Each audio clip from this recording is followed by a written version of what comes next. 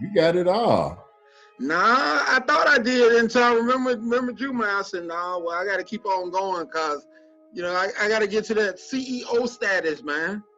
You already there. You were CEO before I could even spell CEO. So how's everything going, man? Hanging in there, trying to keep things open. Olive Branch Mission ain't no joke. It wasn't in the best of spaces when I got into it. So trying to, use all that Flex Seal tape and trying to keep stuff together. But we do what we got to do. Yeah. So you at home now? Or you still at work? No, I'm at home now. Okay. So how's it going over there with that? So it's cool. So we're in the midst of kind of scaling back up because we cut about 50% of our bed space during the height of COVID. Mm-hmm. So we could create the social distancing that was needed. Mm-hmm. So we're just trying to build back up from that and just try to keep everybody safe, right? Mm-hmm. Because one of my locations, 60636, is one of the highest positivity rates of COVID in the city. So just trying to, keep people safe and help people understand that they can't just go and come as they please. I mean, it's pretty restrictive now where I only give them an hour break after each meal. You got to have a verified work schedule. If you say you work from 9 to 5, you can be out from 8 to 6. Right. Because I just got to protect the house. So, how many locations do you oversee now? 2. Okay. Where's the other one at? In West Pullman, on 123rd and Parnell. Okay. Well, I'm being a little unprofessional. Let me let you introduce yourself and where you're from, because one of the things about this podcast, as of last count, we had 23 countries and 22 cities that they participate, subscribe, and download. So it definitely gives a global view. And I think, as I've told you before, I've been knowing you for so many years.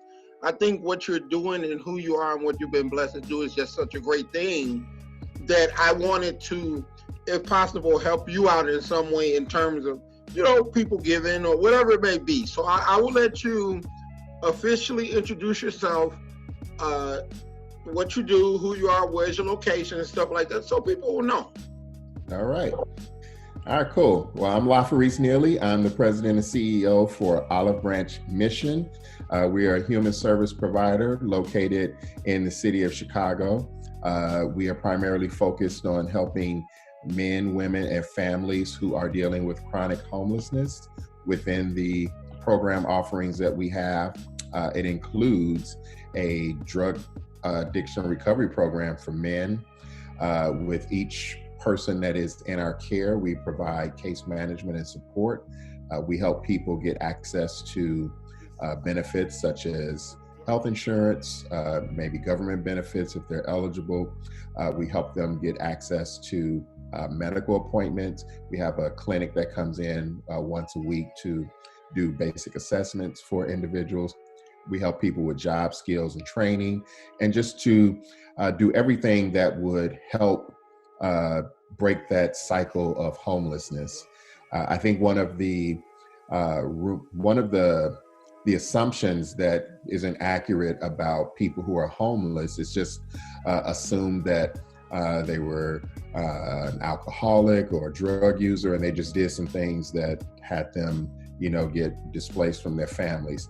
While that may be some case in a small percentage, but I have a number of people who work jobs 40 hours a week, and they can't afford market rate rent in the city of Chicago because they're only making $8.50 an hour if they're making that.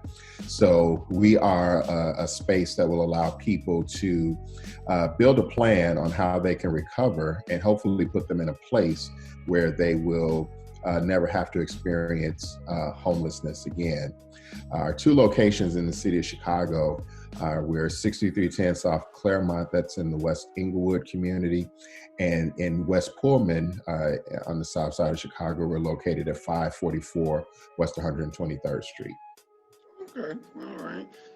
So what,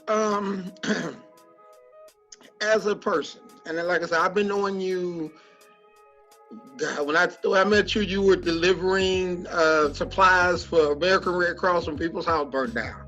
They call you any time of the night and you can get up and go get it.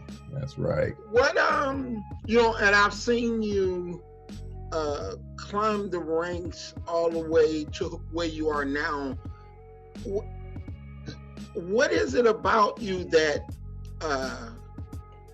just anybody can't do what you do? You get your greatest joy and satisfaction. I've known you a long time. Like I said, this is not just a job to you. This is who you are. When did you kind of realize that, this is who I am, this is where my satisfaction is, this is what I want to do? So, my development in this nonprofit social service environment really evolved over time. I've been in this field now for 31 years.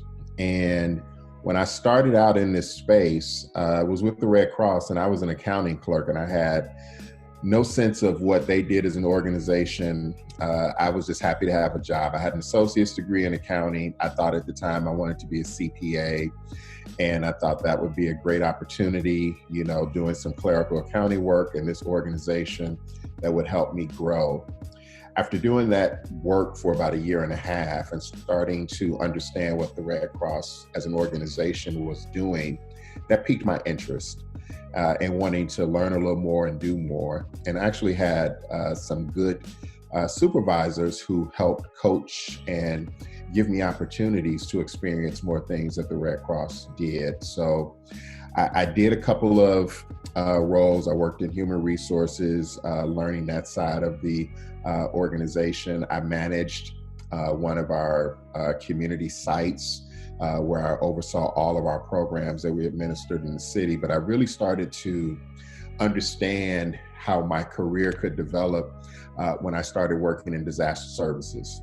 And that was actually going to home fires, helping people who have been displaced because of a fire, and giving them some immediate support. So having that compassion to be able to do that, dealing with people when they were at a very critical and down time is just something that where I started to find my space. And just doing that in the Red Cross led to other opportunities where I could grow and experience more things. I have had the pleasure when I was at the Red Cross of doing disasters in Georgia. I went to Puerto Rico.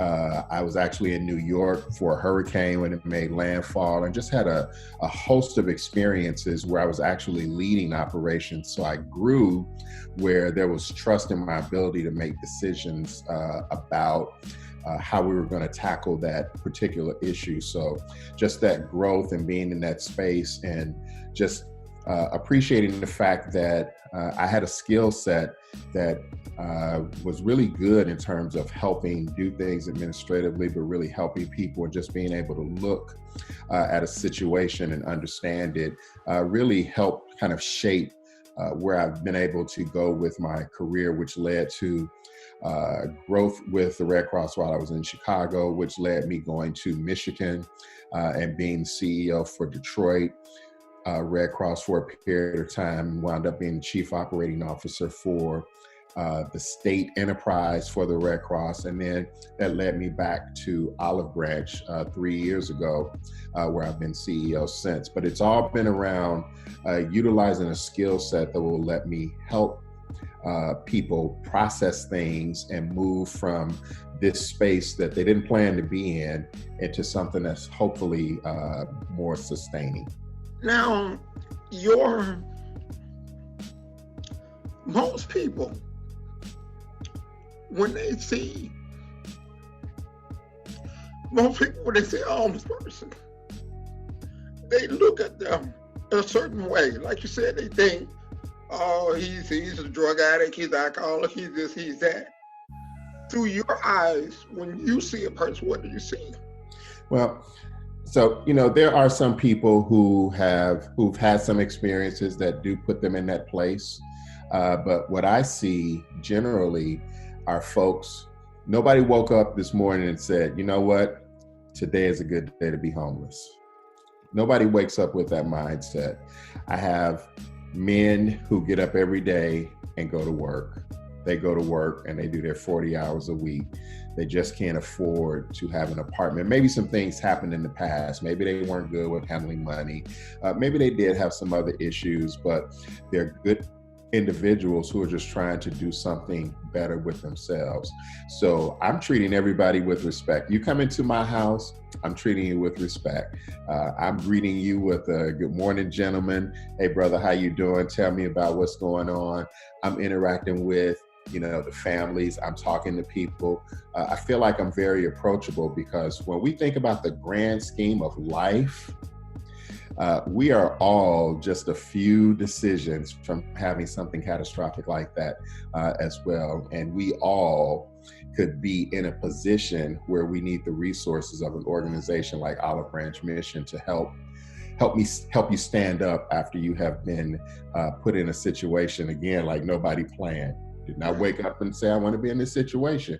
But it's good to know that there is a good resource that will give you a chance, right? So you come in, you need clothing, we can try to do that. You're going to take a shower, we can do that. You want a meal, we can do that, right? So we're giving you as much as we can in this space to give you some dignity. I tell my food services people all the time, I want my clients for that 45 minutes that they're in the dining room, I want them to feel like it's a 5-star experience for that period of time.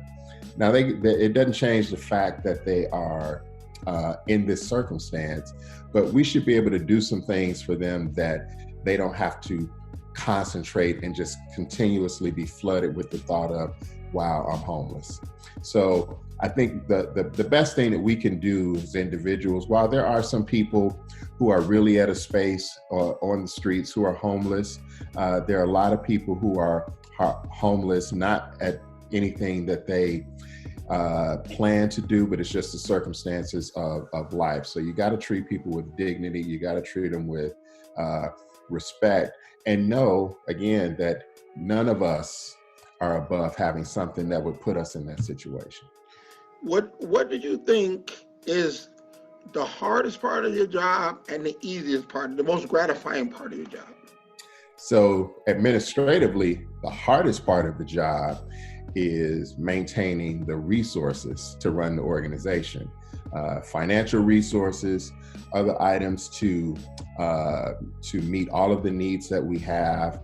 I'm looking at a place, we know that we could serve more people, but we're in a space that's really impossible for us to remodel and expand. So at some point, we want to be in a different place. So the administrative work really is, for me, the hardest part, because I'm not only thinking about what's happening in the men's program or the women's program or the family program, I'm thinking about everything that the organization has to do, and not always having enough money to drive the resources in a way that I would like to see it can be a challenge.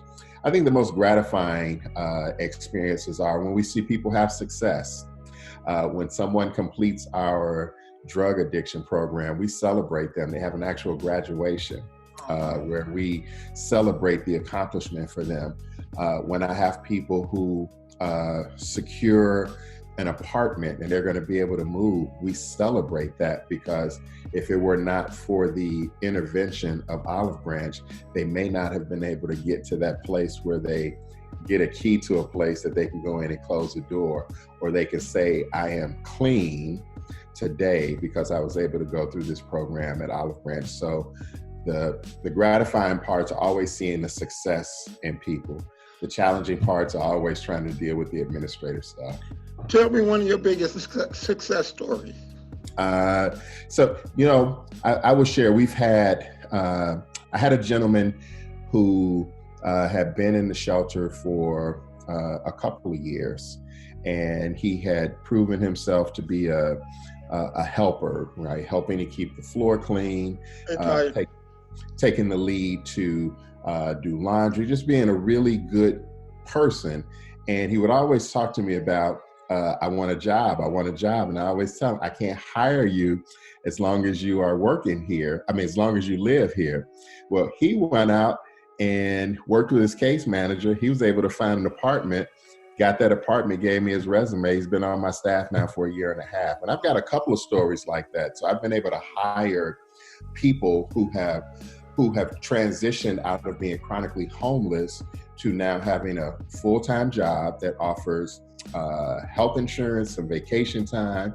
And there are guys that they see that will say, oh, wow, maybe this could be me, also.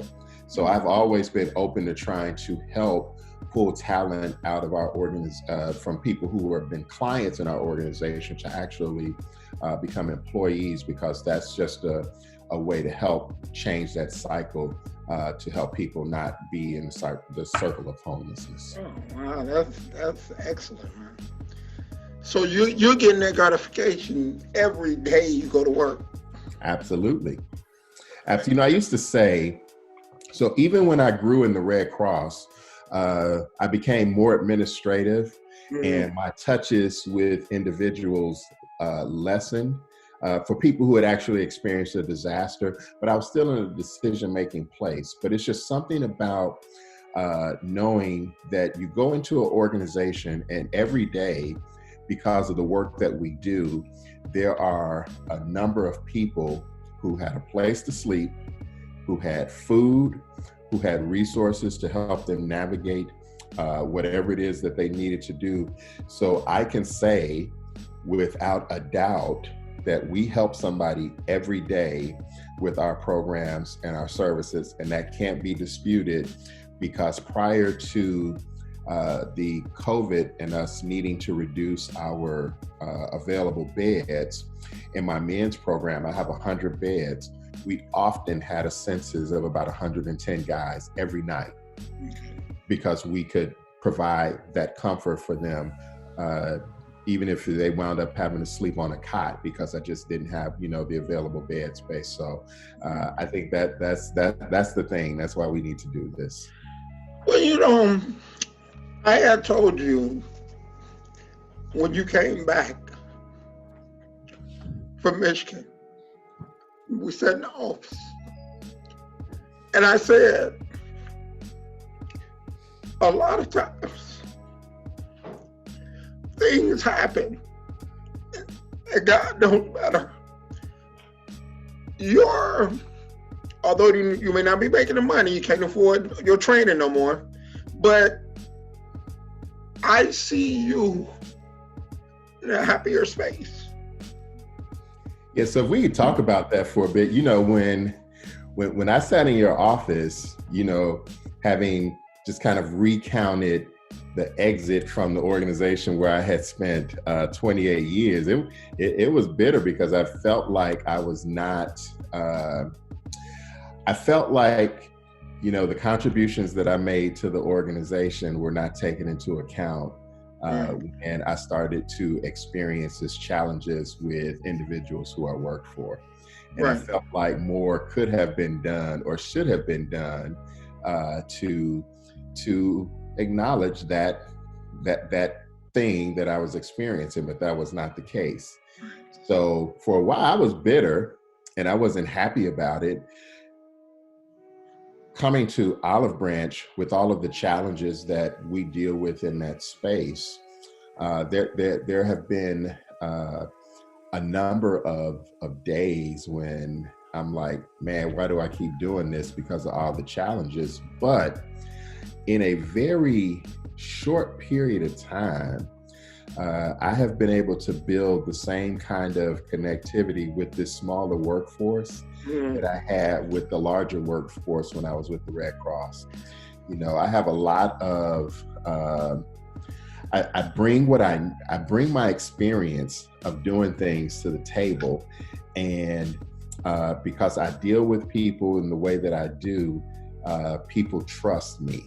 Right. And because as long as they can trust me, I am doing the best that I can for this organization, because Olive Branch needs to be around. So yeah, I have found a happier space, because my last 2 years with Red Cross were incredibly frustrating. But it is gratifying to know that I was able to land in a space where the work that I do is actually more meaningful, because it has such a direct impact on a number of people every day, whether you work for me or you're a client in my program. I think still can't afford it, but there's well, my new gym will be an open gym. It'll be opening in December, so you can come over there.